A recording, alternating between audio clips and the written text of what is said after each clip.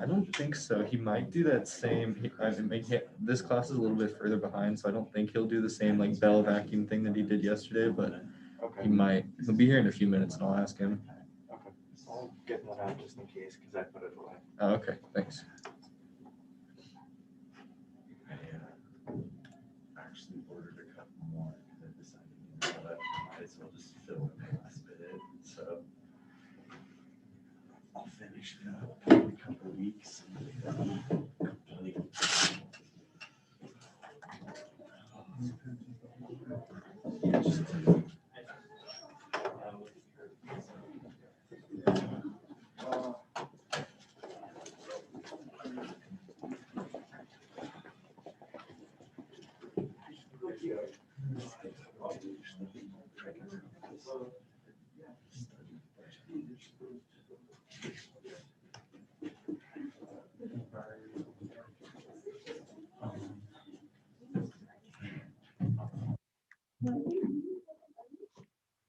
Let me open this PowerPoint. Yeah. In case it's needed. Well, I mean, Do you want me to put the projector down or not yet? Let's see. They didn't ask about any questions, any problems. Not yet. I don't think there's any in the Zoom yet either. Give him a few more Well, minutes. let's see.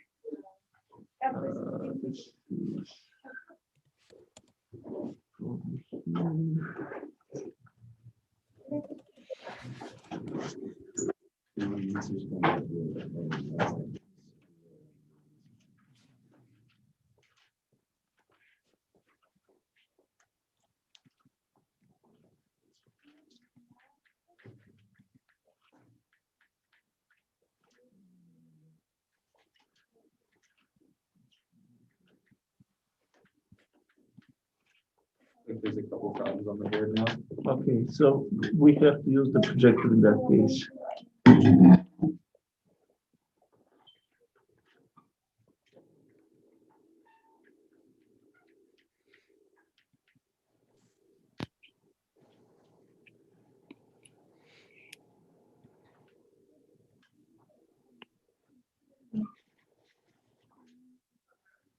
I don't know how to say. No, because it's like he didn't.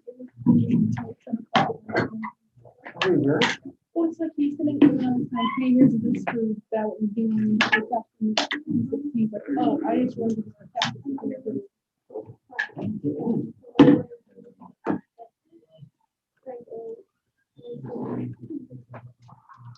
Yes,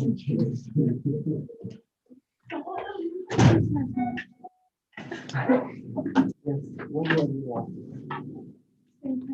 Oh, okay. Okay, Because you're in. yeah. Okay. He sent like this. Three lots. I'm trying to figure out, but it's really hard.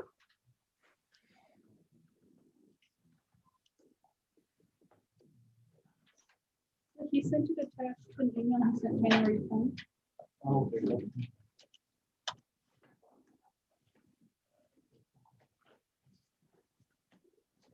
I was like, I remember looking for them.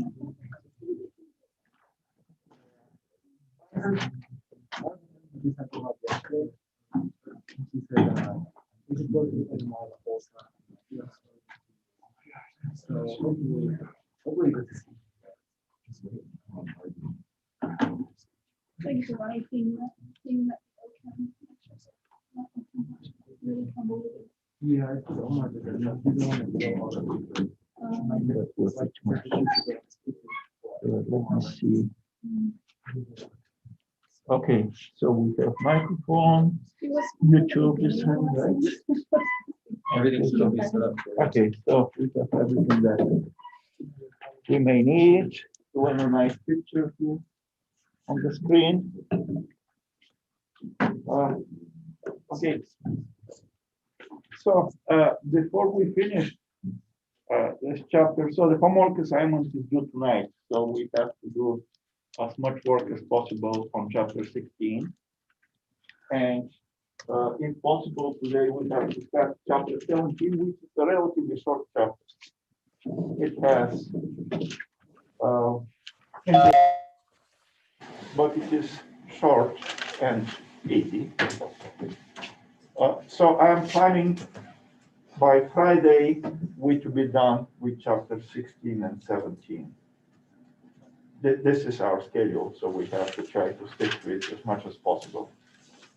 So in chapter 16, we have a general discussion about the concept of waves. And what we said was that the wavelength of a wave is connected with the speed of propagation of the wave and the frequency, this expression, which also can be written as V multiplied by T, where T is the period of the wave, F is the frequency. So don't forget that period and frequency are inverse to each other.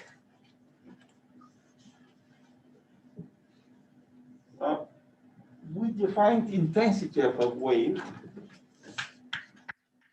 as the amount of energy that goes through certain area perpendicular to the direction of propagation of the wave per unit time per unit area.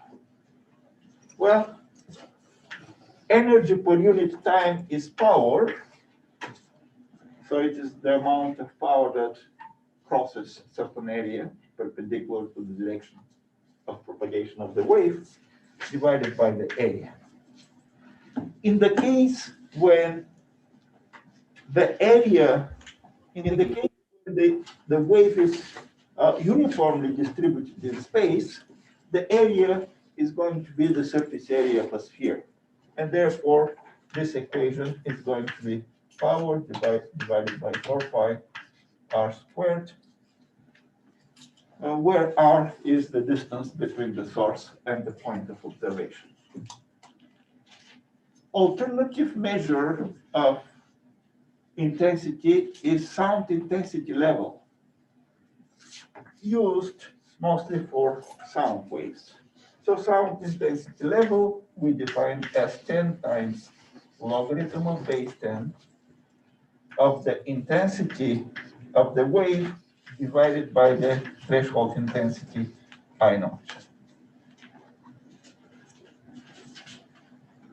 And finally, we started talking about Doppler effect. Doppler effect is the change of frequency of a wave if there is a relative motion between the source of the wave and the observer. The general expression for Doppler effect says that the new frequency that you observe is related with the old frequency via the formula. Old frequency, the original frequency of emission from the source. And in denominator, you have 1 plus or minus the speed of the observer divided by the speed of the wave. In denominator, you have 1 either minus or plus the speed of the source divided by the speed of the wave. So this is the general formula for Doppler effect. And of course, we said that the tricky part is always figuring out, well, of course, you have to know the meaning of each of the variables, and there are quite a few variables in Doppler effect formula. But more confusing is to figure out when to select positive and when to select negative algebraic sign in this formula. So probably the easiest way to figure out how it works is just to do some examples from the homework assignment. I think that this is pretty much the content of the chapter. You see that this chapter 16 is kind of, it has a few places where you have to be careful. For example, the Doppler effect.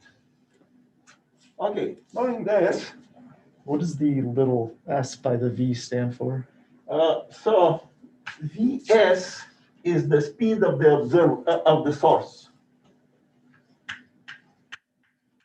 Speed of the source. VO, the speed of the observer.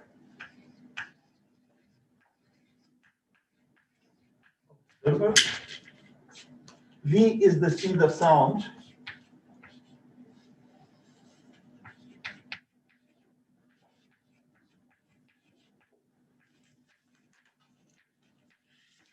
That's pretty much it. F is the original frequency emitted by the source.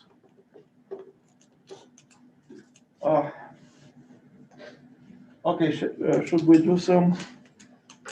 So keep in mind that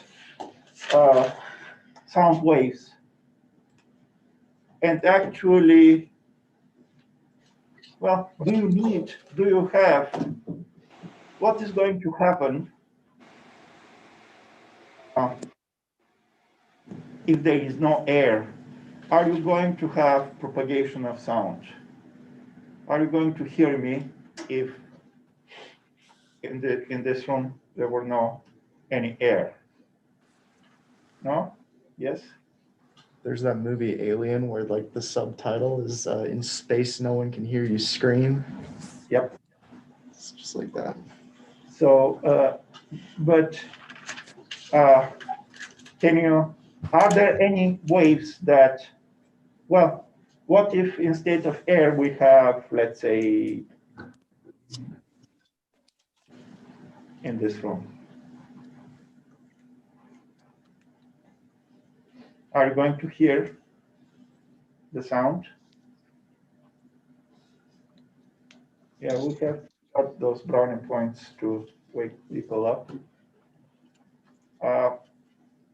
So can you make a general statement saying that if you want a statement saying that a medium is needed for propagation of any wave, would this be right? Well, it is clearly accurate statement for sound waves. So here in this simple experiment, well, demonstration mostly, you have a sound source which I can turn on.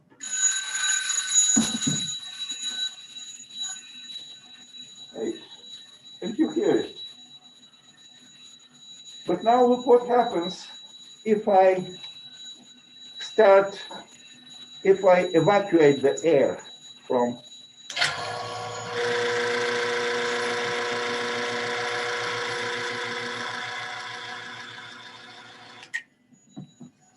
Still hear it because, okay, let's.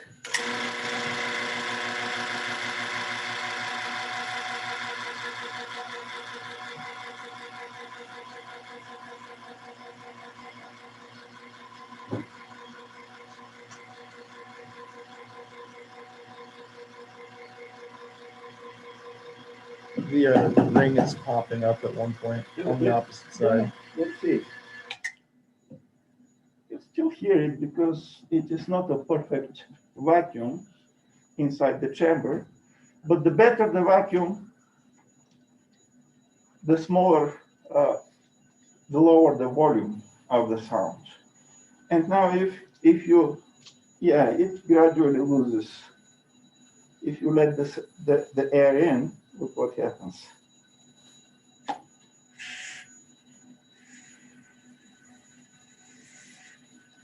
You hear the sound better when. So for sound waves, you clearly need a medium of propagation. Well, do you need a medium of propagation for, let's say, electromagnetic waves, light? Well, it depends. because, well, some people consider the vacuum as a complex system, which is a medium by itself. And electromagnetic waves propagate in vacuum. Similarly, gravitational waves also propagate in vacuum. This is what made possible their detection. Okay, knowing all of this, let's see any questions about the formulas on the board or general questions about this material on chapter 16. If not, let's look at some homework questions. Let's look at, yeah, run from right here. No. Let's, so this is PowerPoint. Let's look at Chrome. Oh, Chrome, okay. Chrome, okay. And this is the homework assignment. Before you share, let me see.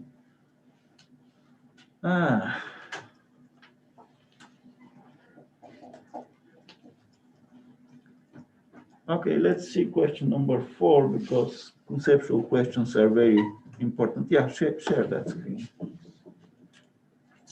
Conceptual question 4 from the homework assignment on chapter 16. That one, yes. Okay, good. So a loudspeaker produces a sound wave. Does the wavelength increase, decrease, or remain the same when the wave travels from air into water? Wavelength when you change the medium. Well, when you change the medium, you're changing the speed of propagation.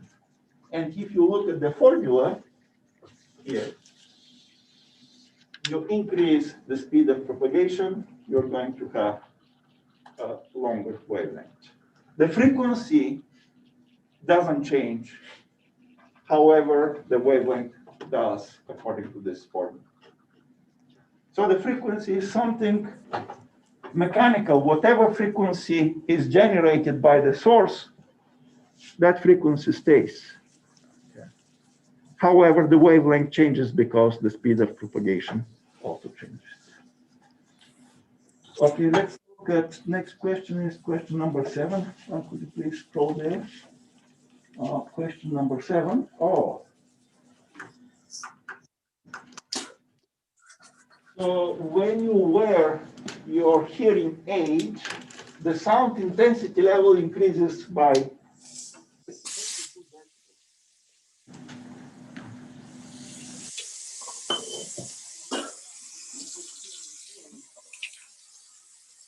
Someone's mic is live, so make sure everybody if you want, but we're not going. So if people have questions, they can ask using the chat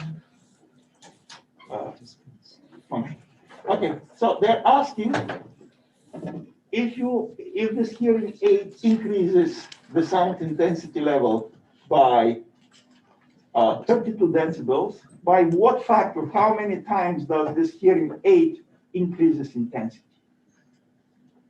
Right, if the intensity was originally, let's say, 1/10 of a watt per square meter,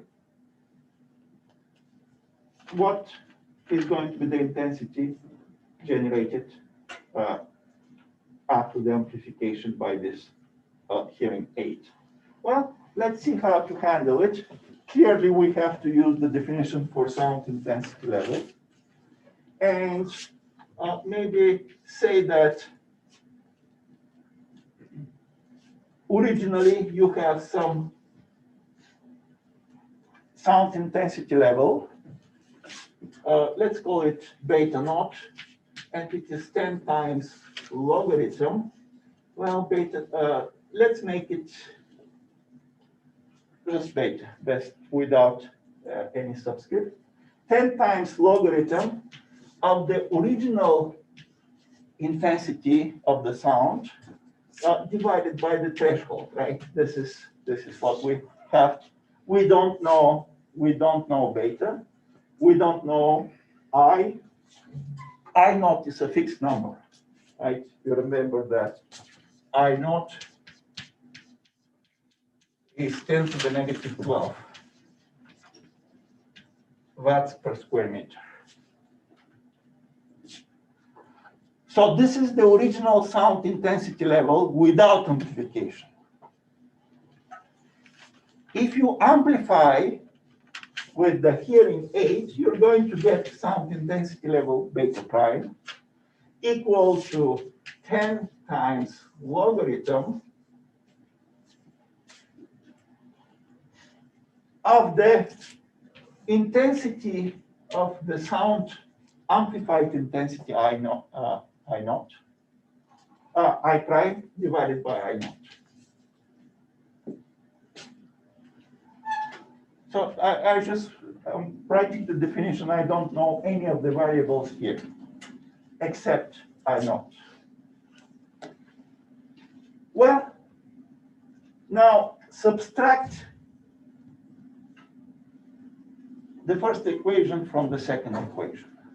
So form this difference, beta prime minus beta. The problem says that this difference is equal to 35 decibel. For your version of the problem, it is probably going to be a different number. And well, when you subtract the right-hand sides, you're going to have 10 times logarithm of I prime divided by I naught minus 10 times logarithm of I divided by I.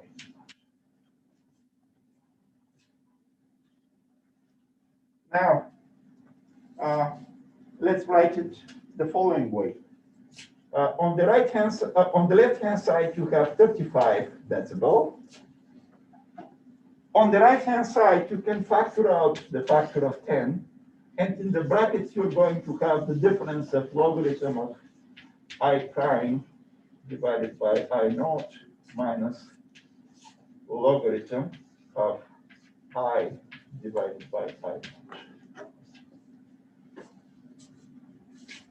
And now use the following properties, the following property of logarithms. Logarithm of any number A minus logarithm, the same base, of another number B is equal to logarithm of the ratio of A divided by B. So using this property, this difference of logarithms can be written as a logarithm of the ratio. And you're going to have the following equation. Okay, let's write it here. Well, this 10 can go on the other side as a denominator. 35 divided by 10 is 3.5. While on the right-hand side, you're going to have the ratio of, so you have 3.5, and here you're going to have logarithm of base 10 of the ratio of this number divided by this number. So it is ratio of I prime divided by I naught, and I also divided by I naught.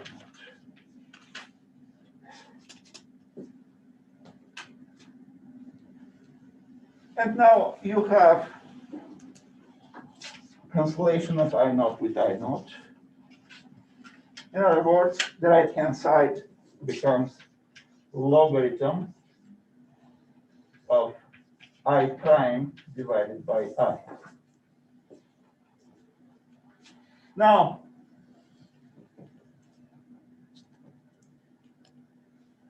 the problem is asking about the amplification factor. In other words, the problem is asking us to find the value of this ratio right here.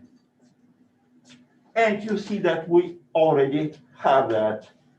We just have to apply the definition for logarithms to find the value of this ratio. So here is the property that we need. if logarithm of base 10 of some number a is equal to b, this means that a is equal to 10 to power b. So this is the definition for logarithm of base 10. And therefore, applying that definition, we can say,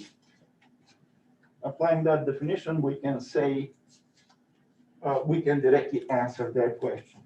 Let me find a place to write the answer. The answer is going to look like this. The ratio that we're looking for, I prime divided by I, is equal to 10 to power 3.5. And this should be the answer to this problem. So 10 to power 3.5 is something of the order of several thousand. So this hearing aid amplifies the sound intensity by a few thousand times. Very high amplification. So this type of problems are probably the more challenging type of problems because you have to use definitions and you also have to know, you have to remember the properties of logarithms. Let's see questions and remarks about this problem.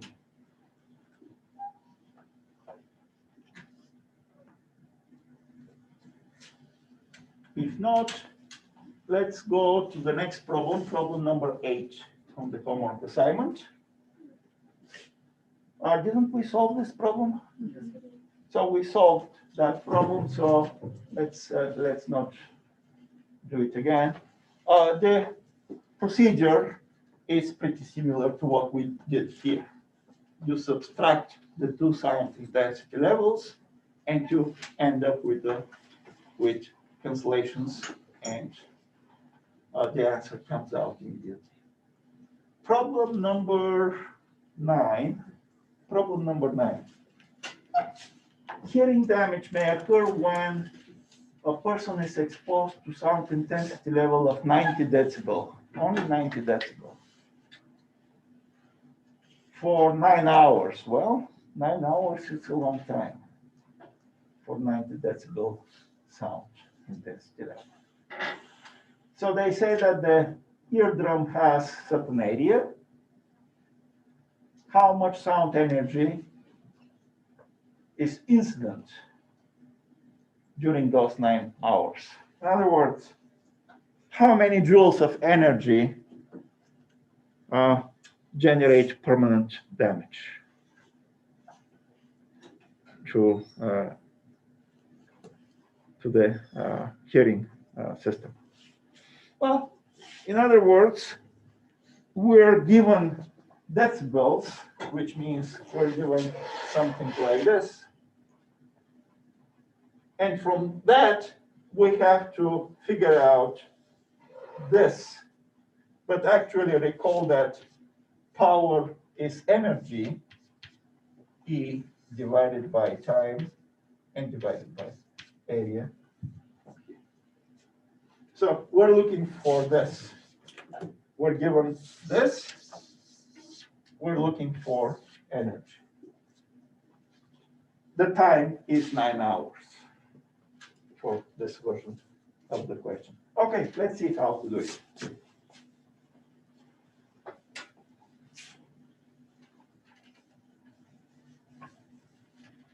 Well, probably let's start with what we're given. You have sound intensity level of 90 decibel, right? 90 decibel. 90 decibel. And by definition, this is 10 times logarithm of base 10 of intensity divided by the threshold intensity, like this. Again, this factor of 10 makes the left-hand side 9, and you have logarithm on the right-hand side.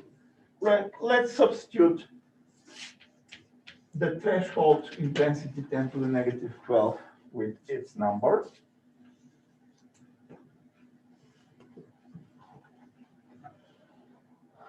And, well, let's leave I the way it is.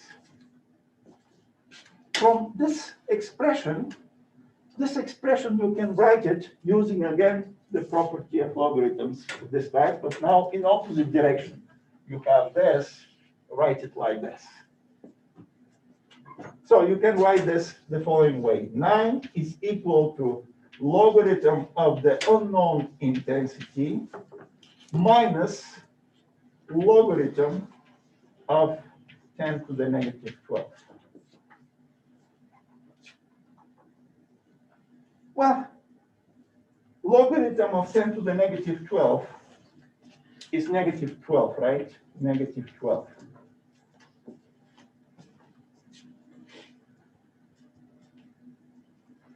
Minus with minus gives you plus. In other words, you have 9 is equal to logarithm of I plus 12. In other words, this 12 goes to the other side with opposite sign, and you get negative 3 is equal to logarithm of the unknown intensity. And therefore, using again the definition for logarithms, you can say that the unknown intensity I is equal to 10 to the power negative 3.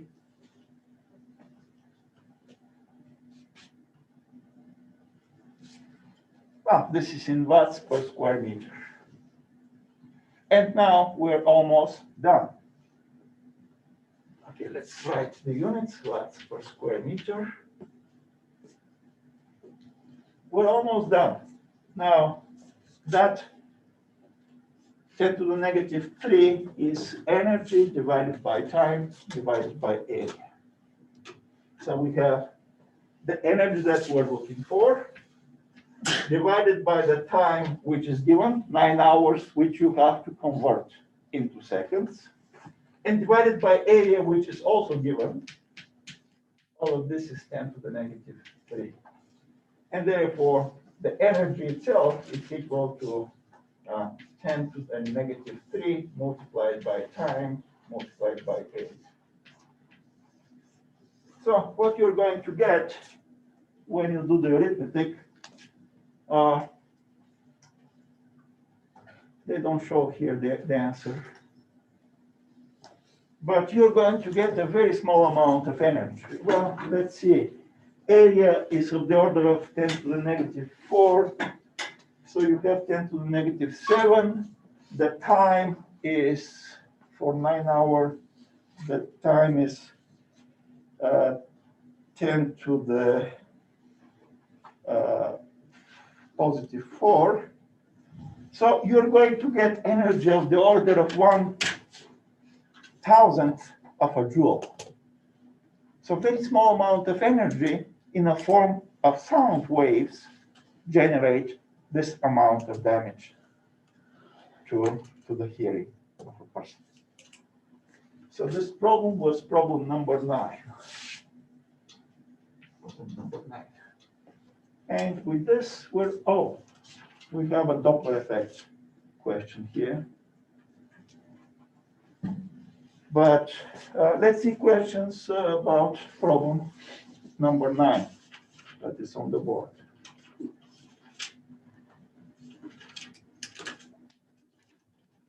If not, the last problem on the board is problem number 10, which is a Doppler effect question.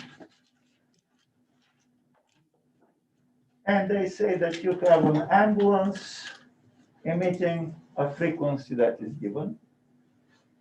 The speed of sound is given. And if the ambulance is stationary and you're also sitting in a parked car, what are the wavelength and the frequency you're going to hear? Part A.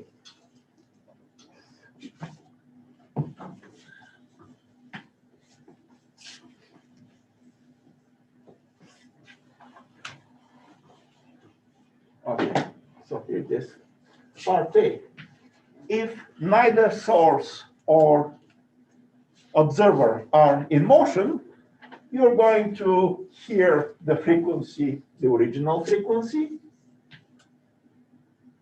which for me is 2517 hertz. 2517 hertz. This is what you're going to, this is the frequency you're going to hear. And the corresponding wavelength that you're going to hear in that case is the speed of sound, 343 divided by that frequency. It's going to give you some number. This is part A. Now, let's see part B.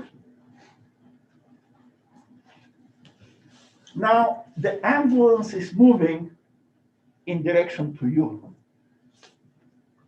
with given speed,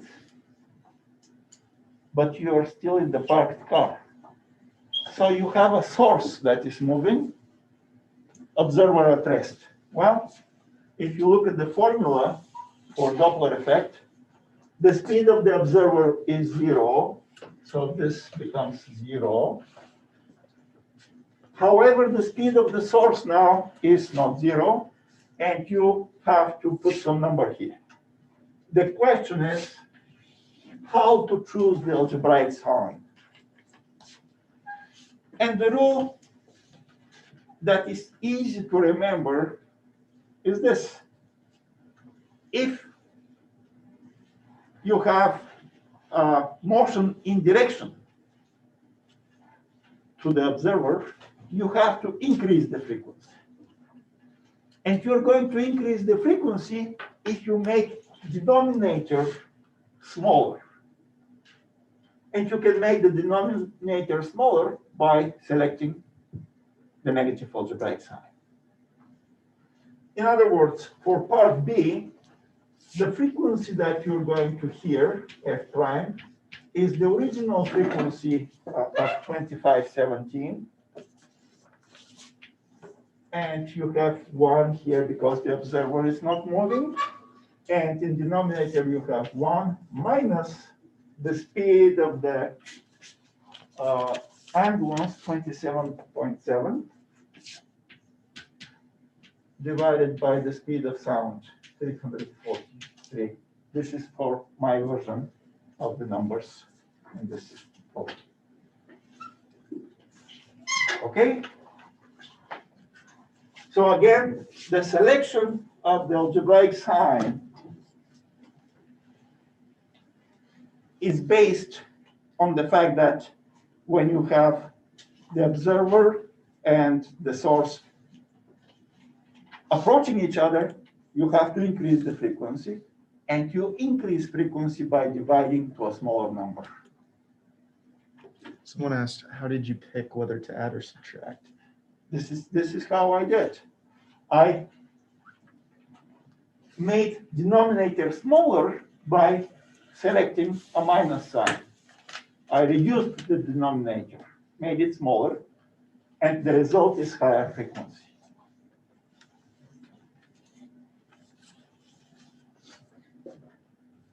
Yeah, you have to make sense of it. Keep asking, I'm going to part B. Okay, part C. Now, both the ambulance and the observer are moving, and both of them are approaching each other. So you want to increase the frequency by selecting positive algebraic sign in nominator, and you also increase the frequency by selecting a negative algebraic sign in denominator. So part C should look like this. The new frequency is going to be the original frequency, 1 plus the speed of the observer. So let's see how fast your speed is 14.9. 14.9 divided by 343. So this accounts for the motion of the observer. And the source, again, you want to increase the frequency, and you increase the frequency by reducing the denominator, selecting a negative algebraic sign. So again, the speed of the ambulance is 27.7 divided by 342. So this should be the answer for my selection of numbers.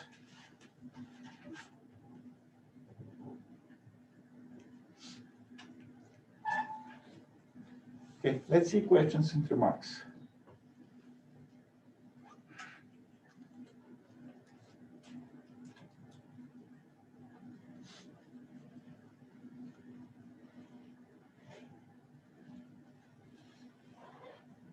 If not, before going to chapter 17, let me ask you one conceptual question that may be a little bit more interesting.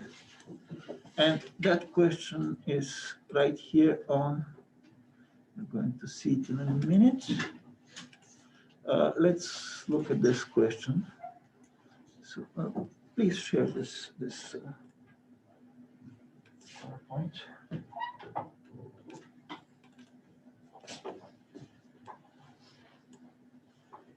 Okay, so here it is.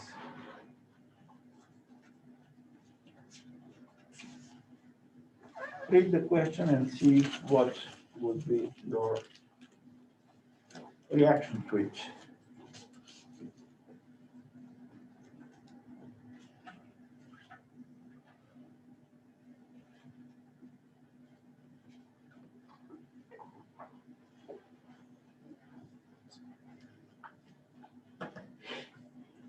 Okay, any guesses? If the siren was moving away from the observer, it would be a positive in the denominator, correct? Yeah, in the previous problem, if the ambulance was moving away from the observer, in that case, you want to reduce the frequency, and therefore you reduce the frequency by dividing to a larger number, and therefore selecting a positive algebraic sign in denominator. Someone on Zoom says they think it's A for the conceptual question. Okay, the particle of dust will oscillate left and right, okay? So one guess is A. Any other guesses?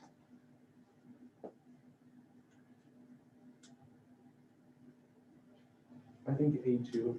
Okay, A2, okay. Anybody wants to justify? I think A, because similar to like a baseball on the wave at the ocean, it will kind of like oscillate with the wave, but it will pretty much just stay in that one spot. So it will kind of oscillate Okay. with the frequency. Okay, Yeah, and because sounds are longitudinal, so also like. okay. Well, you're right.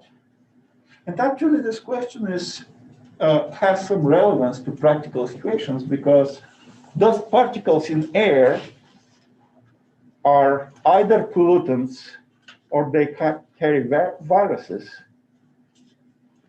Dust particles are practically the same thing that we call aerosols. And COVID, for example, is aerosol spread. So, well, indeed, the best answer here would be A.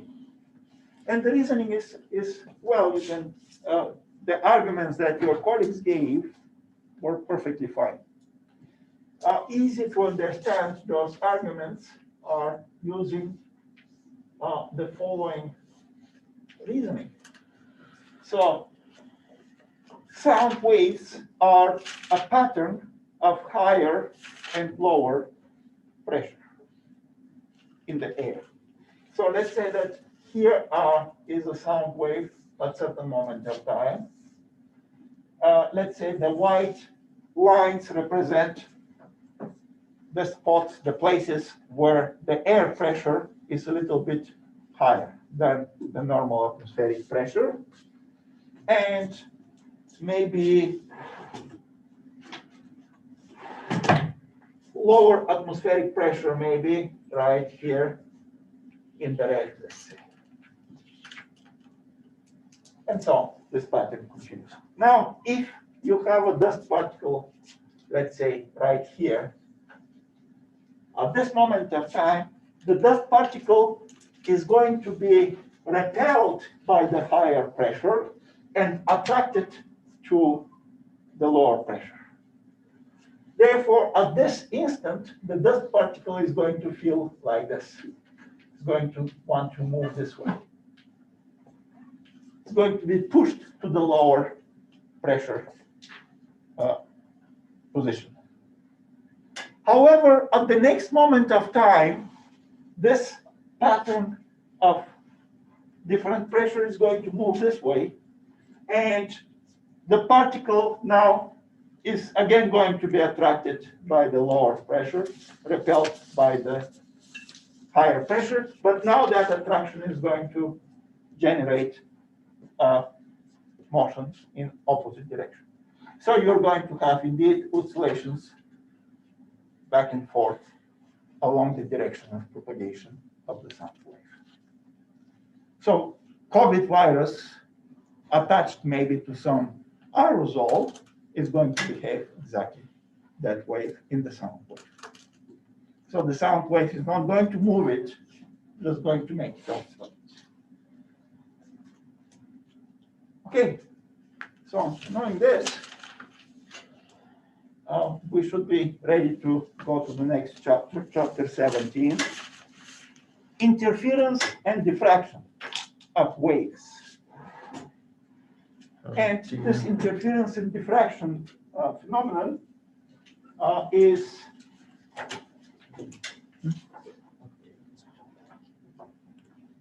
well, interference and diffraction are important phenomena that happen to any waves under certain conditions.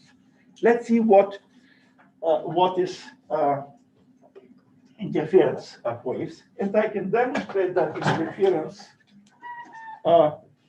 with a wave, transverse wave on a string, let's say.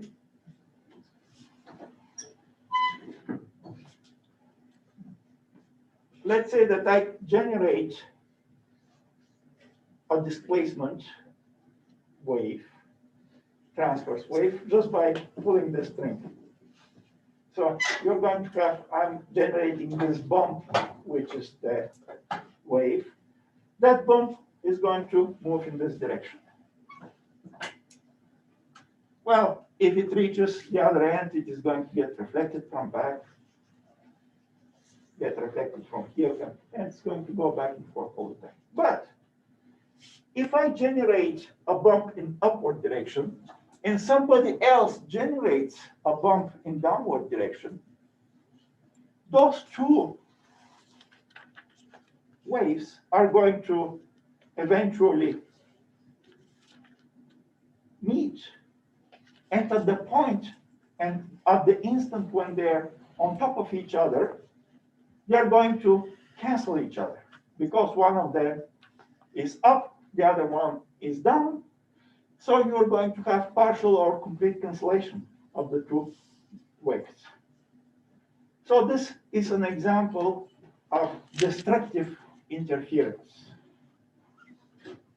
In a similar way, if I generate a bump here that is up, and another person generates a bump that is also up, when those two waves come together, they are going to generate a wave with higher amplitude. The bump is going to be higher at the instant when they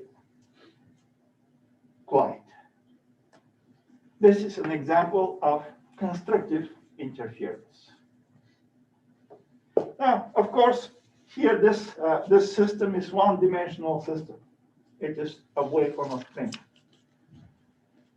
Similar phenomena occur with sound waves or any other waves in reality. So let's look at the following diagram here. Let's look at the PowerPoint. Yes, right there. Yes, right there. Here is an interference pattern with sound waves. Now, you have to keep in mind that in order to have an interference, stable interference pattern, the two sources have to emit the same frequency, the same wavelength, the same frequency, same wavelength. And the phase difference between the two sources has to be constant, fixed. In other words, since those are loudspeakers, you have to probably feed the electronic signal from the same source. So maybe some microphone, but the signal from the microphone goes to both speakers with appropriate connections. So you need, this ensures that you're going to have the same frequency, and the phase difference between the two speakers is going to be fixed, maybe zero if you connect it. Now look what happens. Speaker A emits light blue sound waves. So you can think about those as points with higher pressure. And at the same time, speaker B emits darker blue. And if you look at point C, at this particular instant, the two high pressure waves generated by speaker A and generated by speaker B are on top of each other. And you're going to have at that instant a higher pressure at that point, at point C. At the next moment of time, the pressure is going to start going down, down, down. And at point C, you're going to have lower pressure generated by the first speaker and lower pressure generated by from the second speaker. In other words, at point C, you're going to have a large amplitude of variation of atmospheric pressure, which you're going to perceive as more loud sound. You have constructive interference at point C. Well, in a similar manner, at point D, you're going to have high pressure generated by the dark blue, but low pressure generated by light blue. Well, this means that high and low come together, they cancel each other.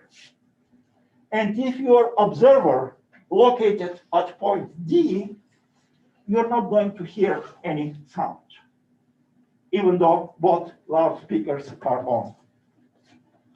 So we're going to keep talking about this diagram next time. And don't forget, homework assignment is due tonight on chapter 16, and the homework assignment from chapter 17 is posted.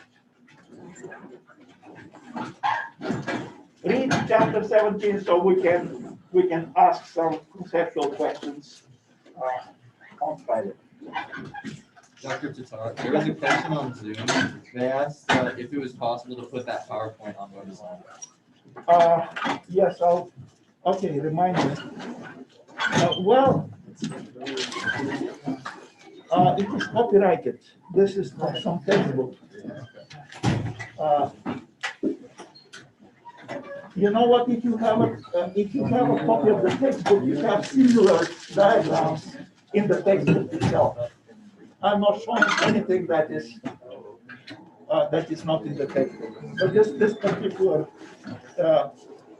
PowerPoint is from a different textbook, so I don't want to get in trouble with this, obviously. Yeah, please.